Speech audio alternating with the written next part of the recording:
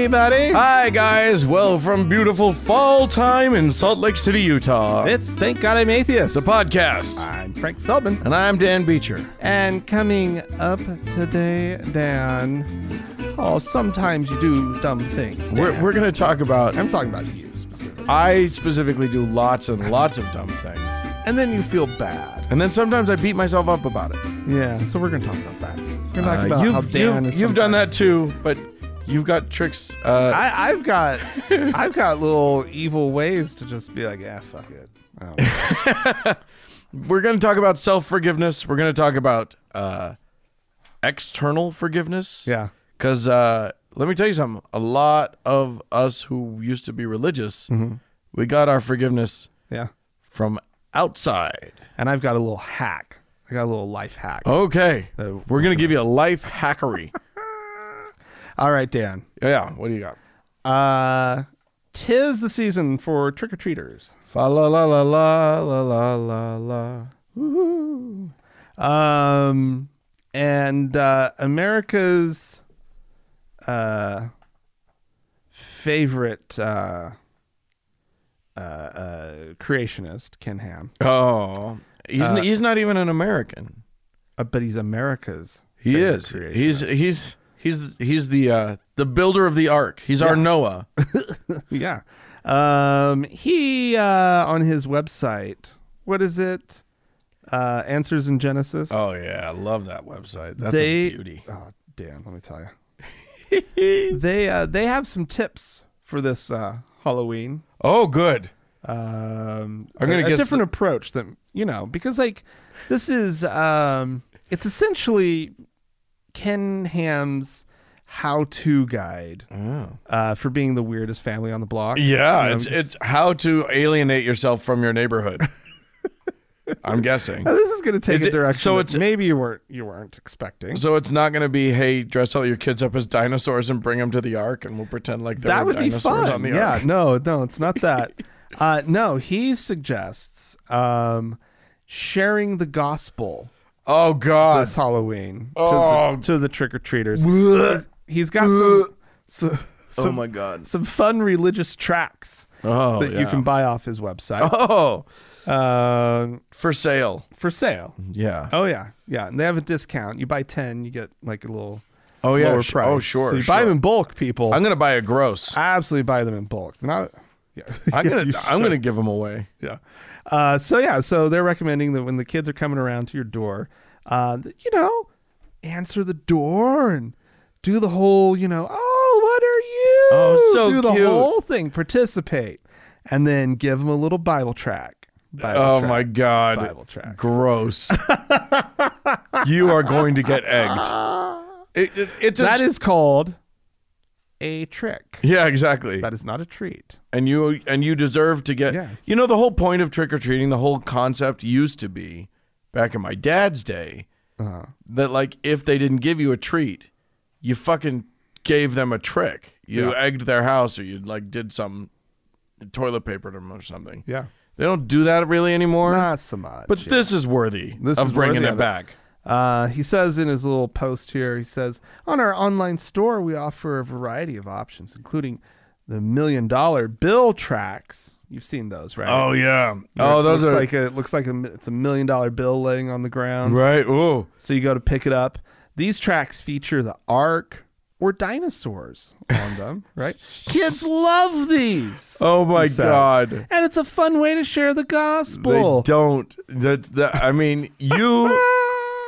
Listen, Ken Ham, you know for a fact there's not a child on this earth that loves that. Right. Put as many dinosaurs on there as you want to. You know for a fact that you're lying. Yeah. You sack of shit. So while he's immediately after posting about all of this, this man doesn't miss an opportunity to sell something. No. He says, during this time when many are thinking of witches and spells, you may also be wondering about the growing number of individuals who hold a belief in witches, curses, and magic. Jesus Christ. So he has 2 videos that he'd like to sell you. One is titled Eastern Moralistic and Humanistic Religions, Witchcraft and Paganism. What? And then the other one is Eastern moralistic and humanistic religions, Satanism. Oh, it's a whole series. Eastern? Are they talking about like the Far East? Are they talking Asian? Is that what they're? Yeah, all of them. It's all it's all Wiccan, evil, and devil. It's just great. Ooh, it's so spooky. So you can freak yourself out with one of their videos. These little kids get scared with the little ghouls walking down the street. Oh my God. Well, you can freak yourself out with a video on Satanism. I probably walked right past all of these things because I was in his his gift shop. So I probably could have bought these things while I was there. Yeah. I wouldn't give him money, but right. And here before he signs off, he says, atheists can become very upset. There's no mention of atheists the rest of this whole thing. This is amazing. Just the last paragraph, he starts off with, atheists can become very upset when we encourage people to obtain these evangelistic resources. To give children, to teach them the truth of God's word and the gospel. But atheists only get mad because this is a spiritual issue. What? Why would we get mad at that? I'm so tired of dumb Christians and their theories about what pisses us off. Oh, and why? First of all, this doesn't piss me off. I think it's laughable and ridiculous. Right? Look, in Ken Ham's world, there is an army of straw atheists charging toward him, and he knows exactly. He knows how to vanquish them all. He knows what they're thinking. He knows what's going on in their evil little straw hearts. Yeah, that one's upset because it's a spiritual issue. Yeah, you say anything spiritual, you say something about God to us, we just lose our goddamn minds. Makes me so mad. I just get angry. Who knows? You know what? You proselytize to my child. I don't have a child, my theoretical child. Right. I might get angry. Angry. That might piss me off, actually, because fuck you. Stop trying to ruin a fun tradition that we have. Right. And just participate like a human. No. Bible tracts. Well, I'm going to hit you with some good news then. Oh, okay. The days of that person in your neighborhood pulling some bullshit like that are numbered. At least to some extent. You say that, though, and I think they're going to get bolder and bolder as their numbers. Yes, you're right. It's going to be the one that's on your block, guaranteed, is going to be weird. Yeah. Anyway, they're going to get weirder. Yeah. Because there's fewer and fewer and fewer of them. Right. So the only ones left are going to be the really fucked up ones. So celebrate at least that there's fewer. The Pew doesn't. They didn't want to release a new. Every 10 or 15 years they do a new religion study. Yeah. Of Americans. And they're not set to do one yet. Oh, they aren't? They weren't supposed to do it yet, but they've been keeping track of the findings. And what's really interesting is the way that they've been doing this is just sort of concomitant with their political polling. They would just ask what's your religious affiliation, just so that they could correlate things. Right? Yeah. So this isn't part of their big religious study. Right. But they had to talk about it because the trend is so clear. Oh my God. That they needed to talk about it. So here's what's happening. Back in 2009, 10 years ago, basically almost 80% of Americans described themselves as Christian. No surprise to anybody. 80%, okay. 77 to be exact. Oh, okay. So almost 80%. Current number? Yeah. 65. Holy crap. Really? That is a precipitous drop. That is a crazy big drop. Wow. 65. 65% of Americans describe themselves as Christians right now. Basically, and lest you think that they're running off to some other religious tradition, right? In that same amount of time, The nones, the people who have no religious affiliation or Right. who claim no religious affiliation, Right. jumped from 17% to 26%.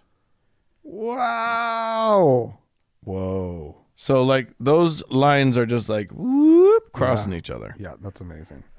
So It is crazy. Protestants now make up less than half of all U.S. adults, which it was a decade ago over half.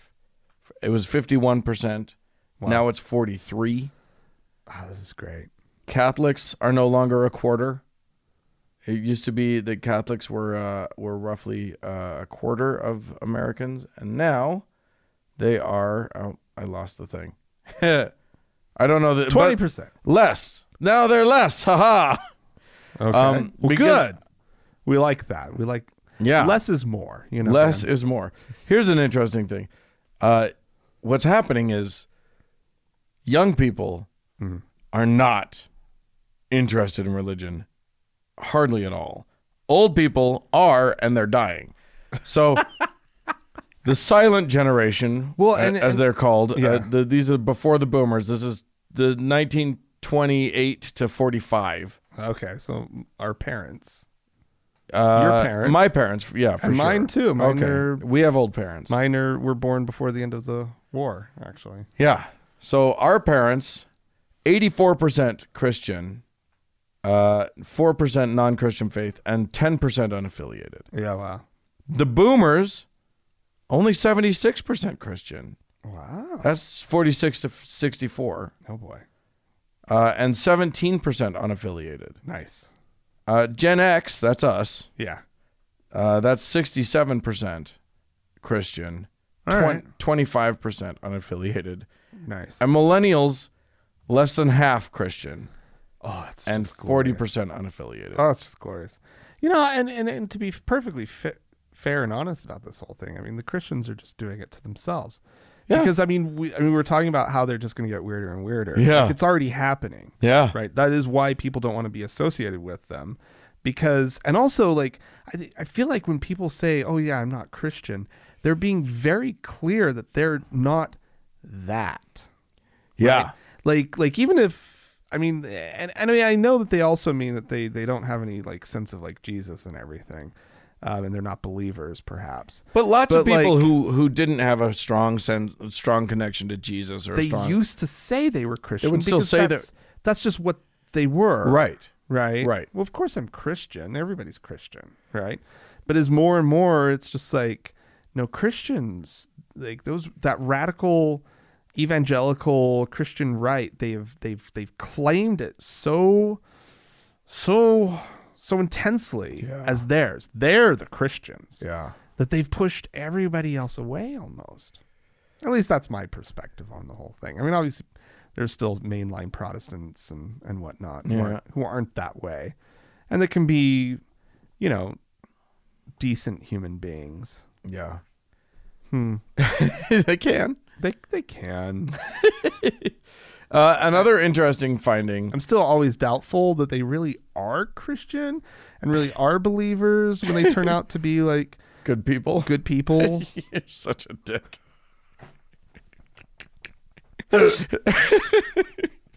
Anyway, I wanted to also highlight this, which is that in 2018, 2019, the percentage of U.S. adults who say that they attend religious services, so they've separated this out between going either weekly or more, or once or twice a month. That's one segment.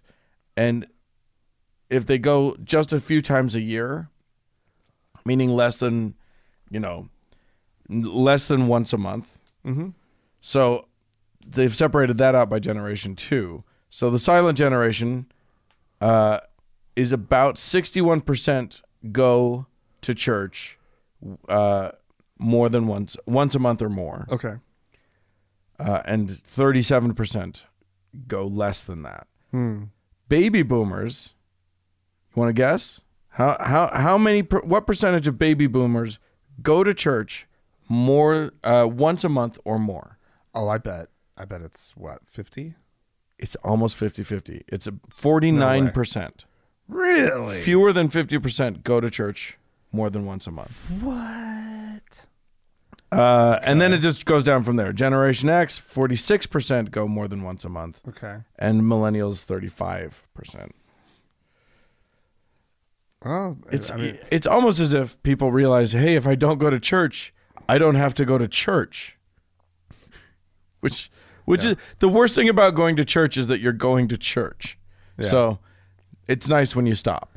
I was down in Utah County over the weekend. That's where Provo is. It's a very Mormon part of this state of ours. Well, this is how Mormon it is. There was a billboard and I don't even know what it was advertising. I was just so taken by the tag, and it was something tech something or other. Right. Because tech is strong. Yeah, they do have a booming tech industry. And so of course it's like some company name. I don't know what it is, and I don't know what their product is. But their little slogan was on the billboard was the best thing since 2-hour church. How inside is that? It is super. I've seen that same so thing. Mormon. Their whole tactic is just, we're trying to get Mormons to come and work for our tech firm, and it's just like. And I've seen the same thing. What was the other one? I was trying. There's one. Yeah. It's. I mean, they're really trying, and I think the one that I saw didn't quite hit it, and I thought that could be offensive to Mormons. Oh, really? But I don't remember what it was, so I can't tell you what it was. Anyway, the billboards change when you go into Utah County. Yeah. Well, yeah. I mean, it's like billboards for 2-pants suits and. Yeah, it's a very different world. Like, the billboards in Salt Lake County are one thing, and then they just flip. And it's a different thing when you get down to Utah County. It is. So you get around the point of the mountain, and they're totally different. It's so weird. It's weird. Well, it's a weird place. Yeah, Utah, man. Yeah. What do you got?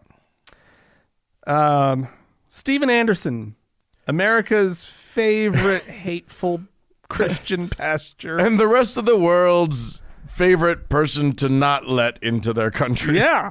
Well, we have a little bit of an update. Oh, good. As everybody knows who listens to the show regularly, Steven Anderson is he leads the Faithful Word Baptist Church down in Arizona. Mm-hmm. Well, he gets to add another country to the list of places that he's won't banned let him from. in. Yeah. Oh, wow. So we're adding this week New Zealand. Okay. Which great makes sense. I mean, and he's banned not because he foments not just hatred against gays. He calls for the murder of gay people. Yeah. Like he is 100%.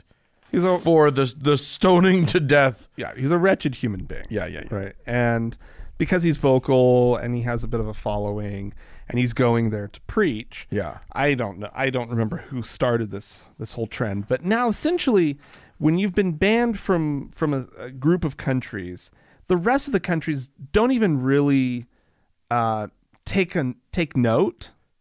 Like if there must be like some information sharing. Yeah. They'll just kind of look and this guy's on sort of this international banned list. Yeah. So we're not going to let him in either. Yeah. Right? I love it. It's kind of amazing. Yeah. So so this is the Immigration New Zealand's manager of operations. He said he was declined because he is an quote excluded person under the Immigration Act. This is because Mr. Anderson has previously been deported or excluded from other countries.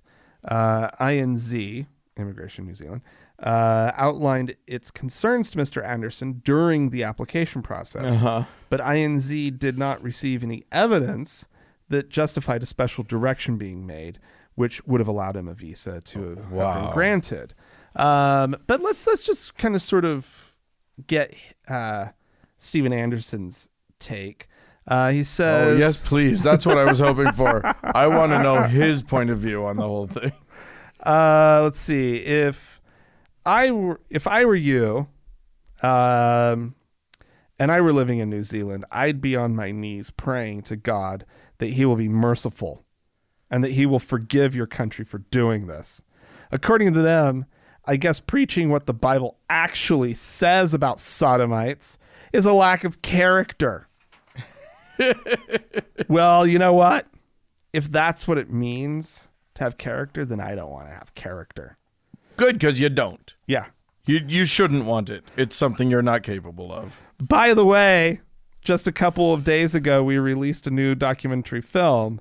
So that'll be something else for these heathens to rage about and ban the word of God, ban men of God from their countries. So his new documentary, San Francisco. Oh, good Clever. one. Good job, man. Let's see. Basically, obviously, it's a film against gay men. For whatever reason, it centers heavily on demonizing homeless people. Oh, yeah, they're the worst. People with mental health issues. Jesus. People with substance abuse issues. And members of the LGBTQ community. He says, I'm a soul-winning Christian, a Bible-believing Christian that wanted to go to New Zealand to preach the gospel, and they won't receive me. God is not going to bless a country that is turning away a missionary. When somebody is coming to preach the gospel of Jesus Christ and they block that, they are going to be under the wrath of God and the punishment of God. Oh. Of course, you mentioned, all of his hateful things. He promotes Holocaust denial. Oh, right. I forgot about the anti-Semitism. I was thinking just about the hate of the LGBT. He said horrible things about the Orlando gay nightclub shooting. Yeah. And after his church was designated a hate group by the U.S. Southern Poverty Law Center, he said something along the lines of, I do hate homosexuals, and if hating homosexuals makes our church a hate group, then that's what we are. Own it, baby. Yeah. Own it. Don't run from it. No, yeah. Grab hold with both hands and just own it. Yeah, I love it. I respect him a little bit more just for that. Just for that. Absolutely. He's got a church inside a hateful human being. He's got a church inside a strip mall. That's true. Mm-hmm. And if you ever watch a video of him, he's got this outstandingly bad mural behind him of a pastoral scene with with greenery and whatever. Yeah. It's awesome. He's great, though. I mean, he doesn't get to go anywhere in the world. I mean, African countries have banned him. I mean, I was sad because I did like him on Lost so much. Oh, yeah, he was really good. He was great on Lost. As the smoke monster? No, the lead. Wasn't he the lead on? He does look a little like that guy. I don't know. I've been trying to sell that joke for a while. It just never worked. Well, keep it up. No, I will. I will find a way to bring up Matthew Fox, I think was his name. Okay. Yeah. Michael Fox, Matthew Fox. Michael J. Fox. That's who it was. That's it. All right. I'm going to take us. Apparently, there was a recent. I don't even know what it was. There was a panel discussion at the Truth Matters conference. That's what it was. The Truth Matters conference, where truth decidedly does not matter because it is a Baptist conference. Oh, no. Yeah. Oh, no. In Sun Valley, California. And this particular panel discussion had on it one John MacArthur, a pastor celebrating his 50th year in pulpit ministry this week. Wow. So, been around the block a time or two. Yeah. I mean, wisdom. He's got wisdom. With age comes wisdom. He knows a thing. It's guaranteed, Dan. All old people are wise. Oh my God. The first time I realized that wasn't the case, I was like, wait a minute. These old people are just as dumb as the young people. What the fuck? Yeah. I've been lied to. Anyway, as if to make your point for you. Right. Well, here's the thing. If we're going to talk about how we respect Steven Anderson for at least being true to his thing and not hiding behind something that's fake. Yeah, I mean, respect is it's a broad term. Yeah. We're using it. It's not actually. I don't actually respect. I respect him sticking to his guns. I appreciate. If he's a hateful person and he says I'm a hateful person, at least there's that. At least he's not pretending that he's got integrity. Love. Yeah. You know who else has integrity? John MacArthur, who the moderator of this panel discussion was doing I don't know. I listened to a whole bunch of this discussion, and it's kind of horrifying and weird the way they're laughing at things. Oh boy. But the panel, the guy who's doing the moderating says, I want to do a word association with you. I'm going to say a word, and then you tell me what you're associating with it. Oh, yeah, okay. These are fun. The word, in scare quotes, the word was Beth Moore. I don't know what that is. I don't know what that is either. It is, apparently, a woman, a preacher. Now, do they sort of have their own, like, you know, how we, like, you know, there's Karens, and we all know what a Karen is, right? Is this their equivalent of that? Well, like I'll Beth show you Moore? a picture of her, and you tell me if that's a Karen, because that to me is a Karen. 100% a Karen. Oh, God, she's called some managers over in her life. Oh, that woman has complained to the manager. I just feel like he was ignoring us the entire time. I am not paying for this cheesecake. He went to the table next to us 3 times more than he ever came to our table. I really got the sense that he doesn't like his job. All right. So anyway, Karen extraordinaire and Bible teacher Beth Moore was the word. The word that this moderator said was Beth Moore. Okay. To which MacArthur, after like making some jokes about, well, that's 2 words and blah blah blah, ha ha ha. Oh, that's good. Yeah. He said, "Go home." Oh. And the reason that's not what I was expecting. I was expecting something maybe, well, that is sexist, but more sort of like, hey, foxy lady. Oh, no. It's sexist, but in a very different way. It was all about women shouldn't be preachers. And the Bible is very clear. In, you know, I don't know what it is. It's Peter or something. It does say, the Bible says women should be silent and can't teach in the church or whatever. Then he's speaking truth. And he should stick to what the Bible says. 100%. That's what I say. 100%. He went on to criticize Paula White, who is a big important person. She's constantly in the White House there. Oh no. And he basically just said, "Listen." He did go on to say that the Me Too movement was a sign that feminism was taken over, and we can't have it. He said, "Oh boy, the second you start to let women preach, you've gone away from the Bible." Yeah, I mean, like he just misses the days when, you know, you could get a little handsy. Yeah, you know? Yeah, or slap one, slap a woman if she's acting up. You should be. It's biblical. You're supposed to be able to slap her. If you believe the Bible, you should be able to slap women. It says so right in the good book. Can we get back to the good old days when you could stone a queer to death and slap a woman? Can we just get back? I also beat my children. Oh yeah, guaranteed he beat his children. Oh, he 100% beat the shit out. He used a belt. Yeah. Maybe he had a good paddle. Oh my Get God! Over here. I will paint your back porch red. Schools in Oklahoma, there'd be like a paddle hanging in the principal's office. Oh, they're so proud of it. They're so proud of how they beat their children. Ugh, it's the worst. Wow. So there you go. Women, go home. Go home. Who gave you those shoes? Go get pregnant and cook something. Who gave her those shoes? She earned those shoes herself, sir. Sir? She did respond. She responded in a tweet or a couple of tweets basically saying, "I did not surrender to a calling of man when I was 18 years old. I surrendered to a calling of God." Oh, wow. So she's saying, shut up, motherfucker. Listen, old man. I answer to a higher. Yeah. Yeah. To which he would say, nope, you don't. You're a girl. And then which side of his hand does he use? Take your titties and put them back in the kitchen. Does he? Yeah, I don't know. Backhand or he's getting old. What's the one where you go this way? He's getting old. I don't know if he can do the backhand. I think it's a forehand. I think it's just a slap. It's just open-handed. Yeah.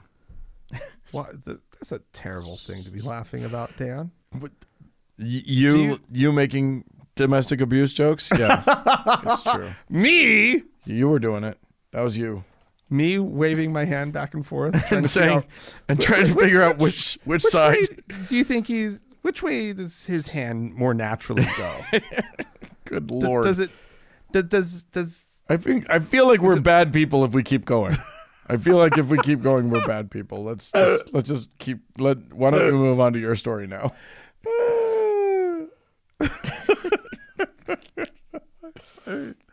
I hate that so much. Oh, so much. Right. So much. Dan.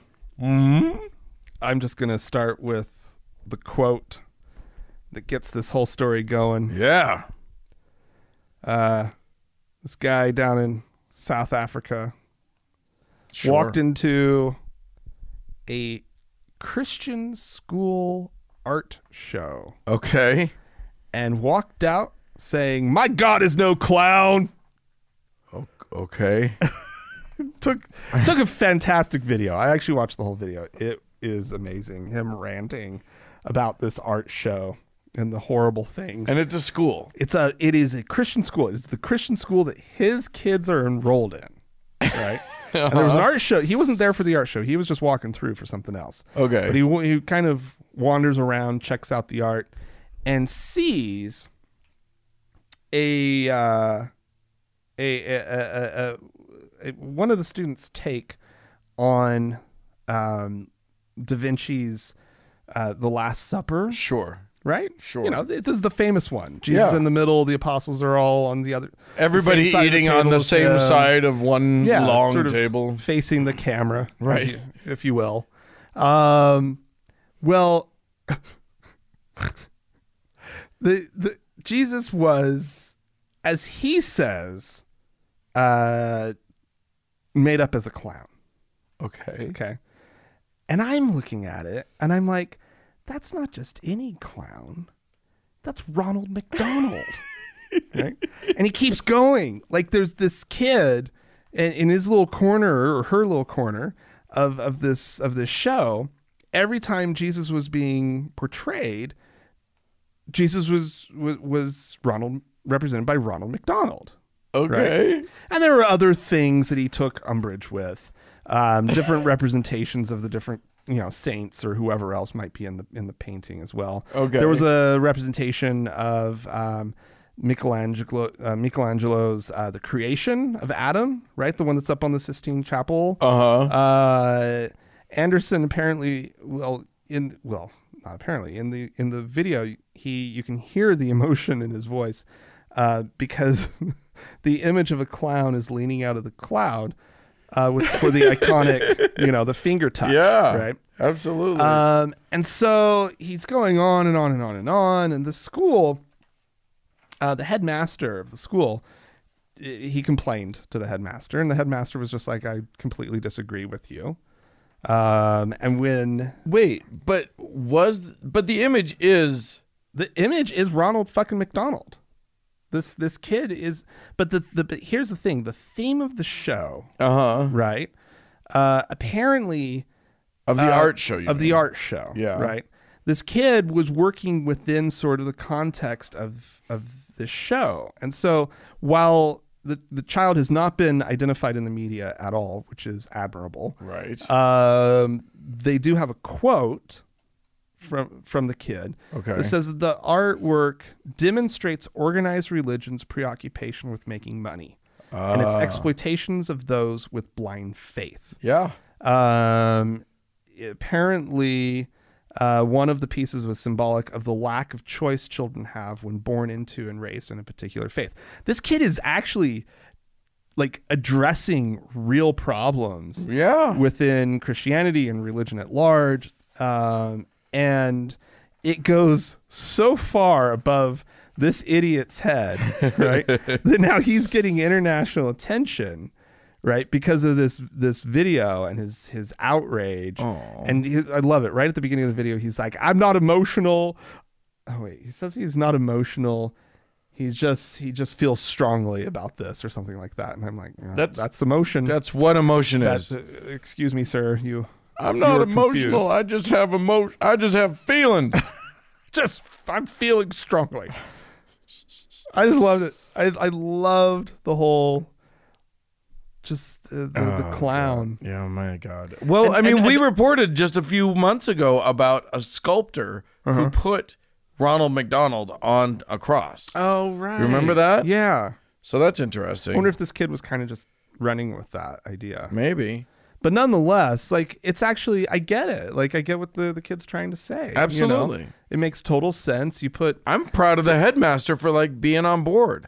Yeah, well, apparently, while it is a Christian school, they're very supportive of people from different backgrounds coming to the school. Interesting. And of different sort of faith traditions. They're not exclusively one brand of Christianity, for one. And so they know they kind of have to make space, but they obviously really support education, real education, and some freedom of thought.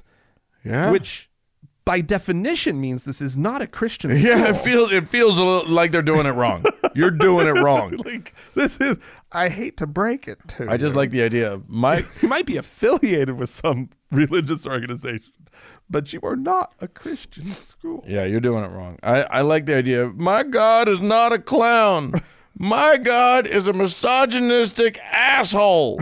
Where is that representation? That's a very different thing. Right. No, there was this other thing where it was like a sculpture that was made up, like somebody had done paper mache using Bible pages. Okay, sure. Right?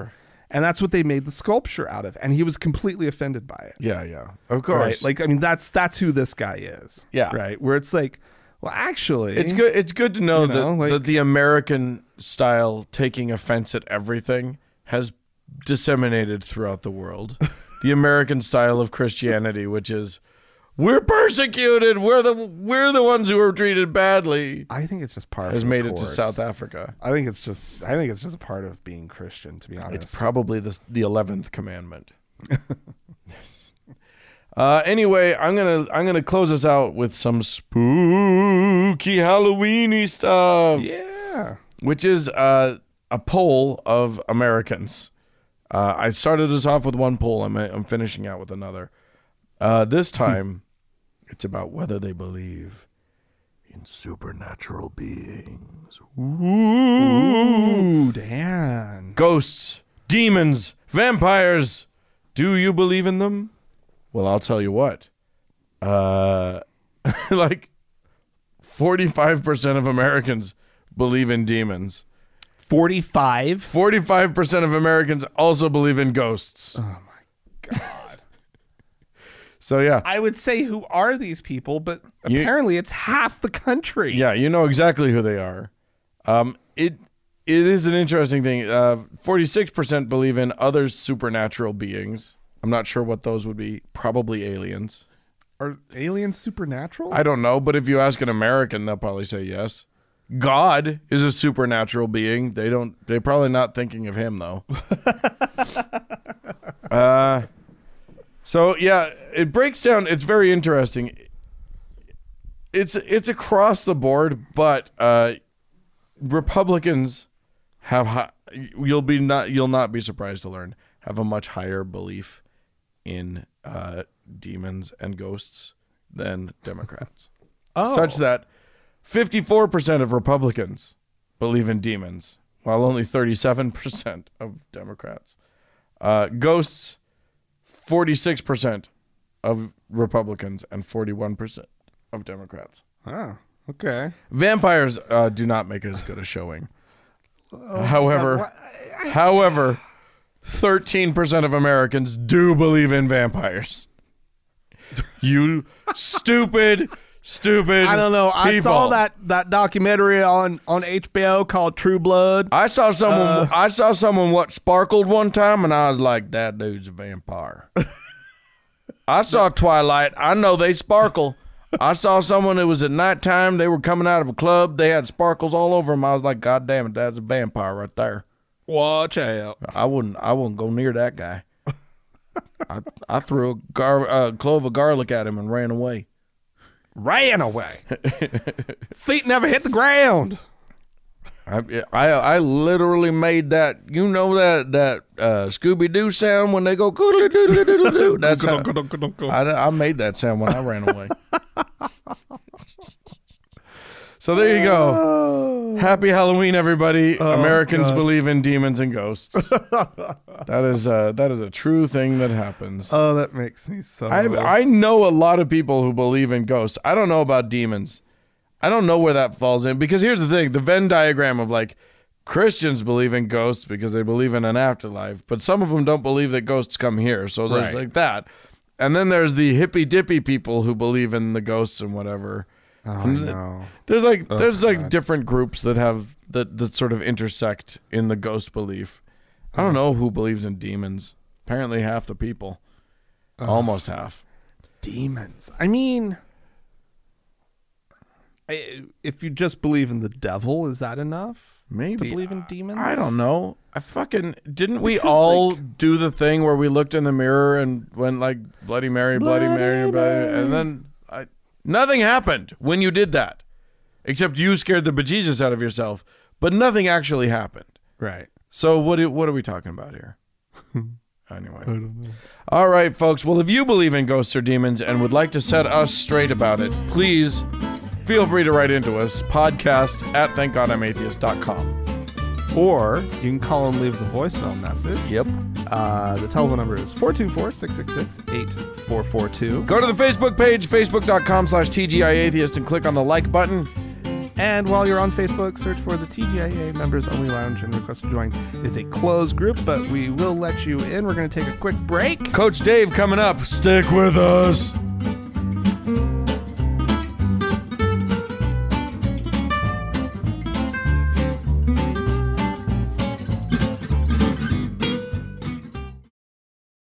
Dan. Uh-huh. One of our favorite crazy crackpots, Dave Dobenmeyer, Coach Dave, he's known as. Because he used to be a coach and then got kicked out. And that's how he's famous. Yeah. He actually, did a good job parlaying it into something. Yeah. It's not always easy to make that happen, but no. He started his little channel and now he's spouting crazy to the world. And he has sort of a tinfoil hat craziness that he actually owns. He has literally has a tinfoil hat. And he sometimes puts it on and he's like, well, you guys are going to think this is tinfoil hat time, but let me tell you how. But this time, no tinfoil hat. He's getting down to the nitty gritty. Yeah. He's got a message that needs to get out there. And that is that he is obsessed with homosexual gay sex. And he wants us to know about it. So let's let him tell us. Yeah. Mayor Pete Buttplug would be just another mayor in America if he didn't have a husband. Is it a husband he has? I think he has a husband. And I think he calls himself the wife. I'm not sure. I'm telling you. I think he says he has a husband. Folks, we're talking President of the United States here, right? You're correct, Coach. So he doesn't even take the leadership role in his home because he has a husband, he being the wife. Now, if he is the wife, does that mean I'm sorry. You can hit the button to stop what I'm about to say. I'm going to say it. You can hit the button if you want to. If he's the wife, does that mean he is the inserter or the insert-e? Which role would Mayor Pete play? We're living in a culture and a society where we are giving serious consideration to a man who performs oral sex on another man. Publicly and open. I would assume he does. Hang on. I'm sorry, somebody getting nervous. I don't care. Listen, we have to make this stuff, folks. We have to make this stuff unthinkable. Again, We have to. I don't know Pete. I don't know Mayor Pete. He's probably a great guy, probably a great neighbor, probably is. But what he does in the privacy of his own home is, in fact, his own business until he wants to be president of the United States.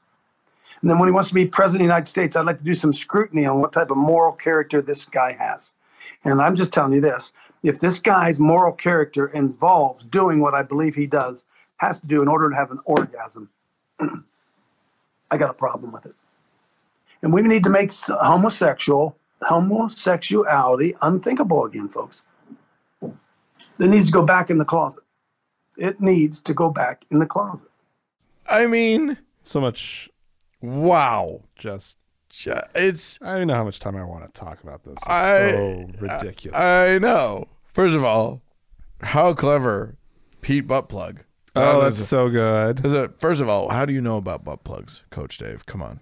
He knows all about butt plugs. He knows all about butt plugs. Yeah. How often do you think he makes his wife put on like a helmet and shoulder pads?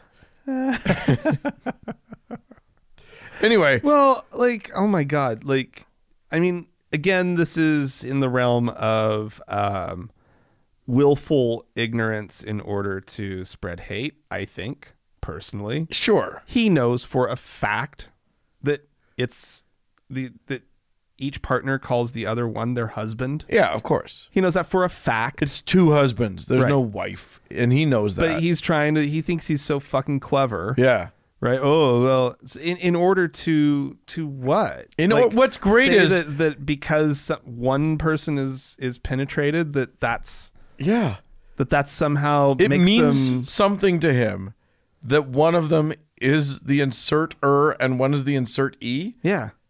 It's gay sex both ways. Yeah. It doesn't matter which way you do it, but he is like digging in. Yeah. I got to know the particulars. And you don't need to know. You really don't. You don't need to know. If you're against gay sex, you don't need to know anything about it except that they're gay. Yeah. Yeah. I mean, he's making a lot of assumptions here about, what they do in the room. And it does in their bedroom. It doesn't matter. Oh my God. They're probably, it doesn't First matter of all, to me. if you're going to pick which one's the husband, I'm going with the military guy. That's all I'm saying. I wouldn't be so surprised if it wasn't that. Yeah. No, honestly, the truth is, it's, my God. Because it doesn't matter. It Coach Dave, matter. We are against your bottom shaming, frankly. Yeah, absolutely. That's not okay. Right. And also, and I actually, while listening to it, I was like, well, so you're telling me that he would object to a woman? A heterosexual woman being president? And I was like, oh, yeah, of course he would. Of course he would. Of course he would. Yeah, exactly. Because it's the same. He's making argument that you have to be the top, essentially. Right. Yeah. Right. You are objecting to him on the basis that he's willing to do the thing. Inserting a penis. Right. In order for you to be a leader. Right. In order for you to be... it just fucking... is so ludicrous. It is. Especially, I love the comment about look, what you do in the privacy of your own home is your thing until you run for president. Really? You gave that kind of scrutiny to the current guy? Yeah, you don't something really tells believe me that. You don't care about that at all.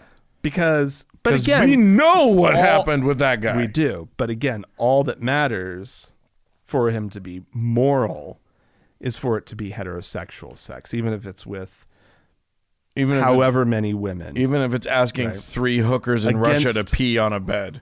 Exactly. Yeah. Doesn't matter. Right? Yeah. Look, all that matters is my tribe against your tribe, and your tribe happens to like gay people, and that's disgusting. Well, and, Buttigieg is, doing pretty well. Yeah. He is the obvious non-Biden choice if you're a Biden supporter. I like Warren. But Warren and sort of on the political spectrum. Sure, if you are a Biden supporter, when Biden falls apart, which he's going to. Which he is constantly. Right? This is Biden is not going to... He keeps trying to ruin his own Biden thing. is not the actual candidate. Oh my but God. anyway, that thing's going to fall apart. Yeah. And you have Amy Klobuchar or Pete Buttigieg as the moderate, the decent moderate choices. Yeah. Buttigieg is doing so well. Klobuchar is doing really well too, right? But Buttigieg is like he's killing it. Yeah, he's great. He's great. He's really smart. Here's what I will say: the straw polls or whatever it is, the Iowa stuff right now. He's in third place. Yeah, absolutely. It's insane. I will say this though: if you see him speak, if you see him, do whatever, I can tell you, Coach Dave is wrong. That man is asexual. He's just boring and vanilla, and he's a sexless man. Look at him. Just look at him. There's no passion in that man. It's all intellect. That's all I'm saying. Oh, the smart ones are the sexiest ones? Yeah. Okay. Are you kidding me? Okay, good. Huh. All right. That's anyway, interesting. No, That's really interesting. It's jokes. We have jokes. Speaking of jokes, I have to. Okay. I'm sorry, Dan. We got people we gotta talk about. We had a person write into us. This is from Isaac. Hey, Frank and Dan, my dad's a minister. Sorry about it. And my family's Halloween tradition was to get in our costumes and visit with people in nursing homes. Okay, that's actually really cute. Really sweet. Okay. I know that sounds like some sort of religious punishment, but it was wholesome and it was a total coup for us. Each year, dozens of elderly people would stock up on candy specifically for us. Oh. So we probably like good stuff. Oh, yeah. You hope. You get the full-size candy bars. Yeah, from some. The rest of them, it's like the little hard candy that is not. It's the old people candy. Or it's they take the lid off and it's all one clump. Yeah. I'm going to break it off the... Anyway, so we brightened their days, and without demanding anything in return, we were rewarded. Aww. The message we should be sending to kids is that doing things for other people pays off in the long run, not that other people owe you something when you demand it. The elderly are often extremely isolated, especially from children. Yeah. Imagine a world in which kids visit them each Halloween. Help me start a new tradition. Oh, that's really sweet. Well, I'm on board with that. Yeah. You could still go trick-or-treating. Yeah. Go visit the old folks in the day and then go trick-or-treating at night. Why not do both? I mean, they're probably going to bed by like 6 o'clock anyway. So like they had to eat their dinner at 4:30. Then there's the matlock, and then you go home, or you go to bed. Like that's matlock's at 5 too. So there you go. That's terrible, Dan. We don't make fun of the elderly on this show. No, we make fun of everybody. So anyway, yes, I think that's a delightful idea. That is really fantastic. That actually go take your kids to visit some lonely old people. I love that idea. Do we have any? Yeah, we have a whole Patreon thing. Woo, woo, crazy! I'm ready. Crazy, lots of action this week on Patreon. Oh, sexy! We are 4 new supporters away from the next goal, which means 3 out of 4 shows will be ad-free. Oh my God, you guys, we can get there next week. We literally just need you and 3 other listeners to sign up. We could totally get there and be well on our way to being completely ad-free. Yeah. So let's thank the people who did sign up this week. Yeah. We have 1 new faithful listener, Philip. Okay. Thank you so much. Awesome. We have 2 new venerable listeners, Benjamin and Todd with 3Ds. Oh, nice, Todd. 3D Todd. Thank you, guys. I am also in 3D. Just so that you know. 3D Dan. Yeah. You could be 3D Dan.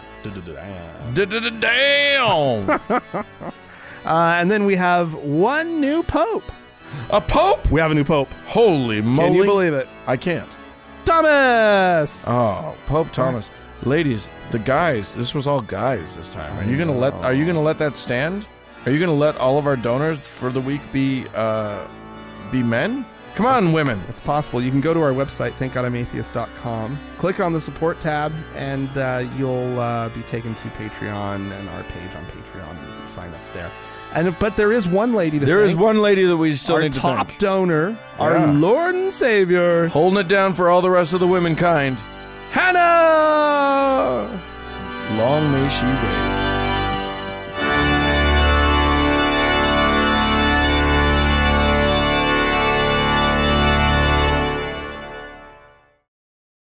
Hey, Frank. Dan. I had a really interesting conversation with a friend of mine the other day. Okay. We were talking, and she was confessing to me. She was admitting to me something that she thought that she had done. She had done it. That she thought qualified to take somebody's confession? Are you? I was wearing a priest costume.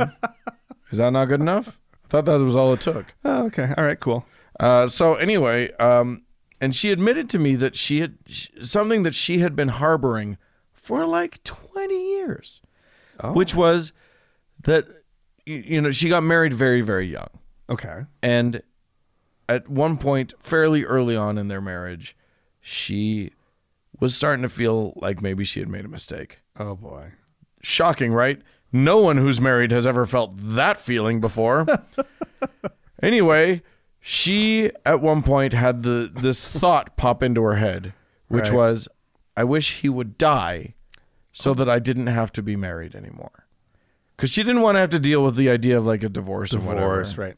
Death would be the more noble. Right. Then she gets to be a widow. Everybody's sympathetic and whatever. Anyway. It's a little cleaner. You don't really have to face. Yeah. I mean, it sucks. You have to deal with the death and all that sort of thing. But come on. If you don't like him. And she did like him. That's the thing. But like, she just didn't want to be married. She was like 20 and she was married and she didn't want to be. And who would at 20? Sounds awful. Yeah. So anyway, she had this thought. And then that same day, her husband showed up at her work and brought her a present. Aww. And she just thought she was the worst human on the face of the earth. Oh. Now, when she told me this story, I laughed at her and she was like, why are you laughing? This is horrible. And I was like, no, duh. Everybody has those thoughts. Thoughts aren't crimes. You did nothing wrong here. Right. And she had been carrying this guilt with her for 20 years. She had felt like she had done something terrible. Wow. And she had been holding on to this thing. And I was like, girl, that is the normalest thing that can happen. Right. You were stressed out in your life. They had a kid by then. Wow. It was just a lot. So like, it's just very interesting to me. That's when we got into this idea. So we were talking and she started to laugh about it too. And then we ended up talking about how she wished that she had had like a priest or someone religious that she could have gone to who could have absolved her of this. Because we talked about how difficult it is sometimes to forgive yourself. No, that's kind of, but okay. So the absolution, she felt like that would let her. Well, she was just jealous of people who could go to this external source, right? Who had to keep it secret from everybody else. That you could feel like that's what they're there for. Okay. You're not burdening them. Right. That's their job. Right. And then you get to say the thing that's weighing on your heart. Right. And then they tell you a course of action that absolves you. Now, I think that's... I think there's something to it. I think that there's something bad about that kind of absolution too, because absolution from an external source is maybe a little forced, maybe a little unreal. Right. And B, like, if you're a murderer or if you're a really truly bad person and you just keep going and getting absolution. Well, I mean, if you're going to like a priest for some thought that you had, that's, I mean, not that big of a deal. Yeah. And you allow that process to let yourself off the hook, right? That's probably not the worst thing in the world. No, I think that's great. Right? I think though that not a lot of people after murder or committing some heinous crime would that the absolution or whatever would really take away the psychological toll. Like it seems like that's either they're already not going to be burdened by a psychological toll because they are a psychopath or something, right? Or I mean, I don't know if it goes that far. Saying 16 Hail Marys and 52 Our Fathers isn't going to do it, right? You still did the thing, right? But I do think that it's interesting that I think that it's very true that people have trouble forgiving themselves. Oh yeah, I mean, I've had if you things that we all do. We hang on to things, and if you harbor it and you don't tell anybody about it, you may never know that it's like the most normal thing in the world. Well, and everybody else does the same thing or whatever. Well, I mean, we beat ourselves up for dumb little things, and you do have to get to the point where you can just recognize that. And where, I mean, what I've done with a few of the things that I sort of found that I was hanging on to, right, is that I just sort of looked at that thing, right, and looked at that experience, whatever it was, and I just imagined, well, what would my reaction be, right, if somebody else did that or said that, right, yeah, would I 20 years on be still thinking about it? Right. Would I most be holding likely a grudge? Not, like definitely most likely not, because like I don't really have that great of a memory. Right. None of us do, man. You hit your 40s and you're just like, well, I don't know. Somebody's like, we knew each other in high school. Really? Wow. Yeah. Remember we had all of these experiences with each other? Okay. Oh. I'm sure. Maybe. No. Sorry. What was your name again? But so when these things have sort of popped up, and I don't know if this is good advice. It's probably terrible advice. But when these things have sort of popped up, and I get that little sinking feeling of like, oh yeah, God, why would I do that? It's just, I'm such an asshole. I've noticed that as they come up, because there's been that, because when memory comes up, we sort of remember it. Yeah. Right. We re-experience it. We re-experience it, but we also, what's happening, from my understanding in the mind, is that it sort of opens up the memory, and there's an opportunity for that memory to sort of be written. We rewrite every memory that we remember as we're doing it. Yeah. And so what I've been doing, right? Oh my God, you're going down a road. I'm not sure, but it's sounding dangerous. All right, go for it. Is that when I feel that weird little sinking feeling of like, oh God, what an idiot, I instead I kind of shift my thinking to, oh, Frank, you're so silly. Yeah. Right. Like that. That's just a silly thing.